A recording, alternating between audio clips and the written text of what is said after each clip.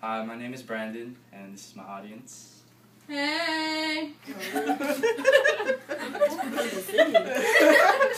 Special effect. But today I will be talking about how to start an organic garden in your backyard. Does anybody do any gardening or any kind of work outside? Like, no? Oh, well then this is good, because you guys, this is good because you ever wonder where your vegetables and fruits and all that come from? There's probably like a bunch of chemicals, if you ever heard of GMOs and all that. There's all that in your food. So with organic gardening, it's good because you know where your food is coming from, and also you can be more in touch with nature and all that stuff. But there are 4 steps in starting a garden. And first, you need to pick your site and create the bed. You need to amend the soil, and then select the plants you want to be growing, and then plant and label all of them. And the first step is choosing your site and the bed. And what you want to do is choose a site with at least 6 hours of sun, and like you want to find out what kind of soil type you have so you know what kind of plants you can grow in that soil. And there are 3 types of soil, and one of them is loam, which is the ideal type of soil because it holds in moisture and has a lot of nutrients, so it's better for your plants. And then there's clay soil, which is really dense and it holds in the moisture, so your plants don't grow as well and the roots won't be as strong. And then there's sand, which drains quickly and doesn't retain moisture, so you have to water it more often, and doesn't hold much nutrients. To fix the soil, like if you have clay or sand, what you want to do is put an organic compost or like a mulch or grass trimmings or dry leaves on top of your soil, and mix it with the soil so that it'll have more nutrients and all that, and the soil will be more pliable, I guess. The next step is to amend your soil. And like I said, there were 3 types of soil. There's the loam soils, clay, and sand. And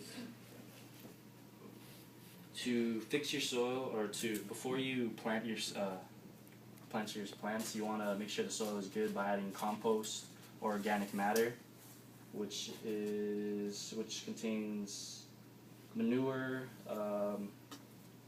mulch, grass trimmings, yard scraps, or twigs, or you can even put table scraps in your compost. And the ratio that you want to have is 4 to 1, or 4 brown to 1 green parts, and then your brown would be sticks and twigs and any kind of like woodsy things, and then your green would be your table scraps, grass trimmings, and your leaves.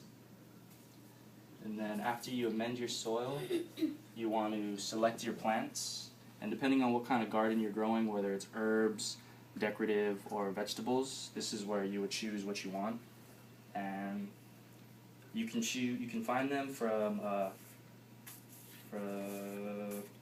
you can go to Home Depot or any kind of nursery with the garden section. But when choosing your plants, you want to make sure that they're healthy, disease-free, and without insects, because when you bring them into your garden with all those things, it'll ruin the whole batch and everything. And you can also buy organic seeds, and those are seeds that are started off of with no chemicals or any kind of fungicides or anything that are harmful to the plant. And it's also easier to start off your plants that way, but it's not necessary. But when you choose your plants, they start the plants with chemicals, so when you do put them in your garden, you kind of have to give them some time to get used to your area and your soil and whatnot. And finally, my next point is planting and labeling, which when you plant you want to label all your plants so you know what plants you have in which areas, and also that's it. But when you plant them, you want to make sure that you water them as soon as you bring them home from the nursery, so that they'll be healthy and stuff. When you put them in, they're less likely to suffer from transplant shock. And when you want to plant the plant, you want to make sure that the hole is twice as wide as your roots and just as deep as it, so that it'll fit in perfectly and there'll be enough room for the roots to grow. After you plant all your, after you get all your plants in, you want to cover your whole garden with a 3-inch layer of mulch, and that will help keep the weeds down and also retain moisture as it grows in the beginning stages. And yeah, and that's my speech. Does anybody have any questions?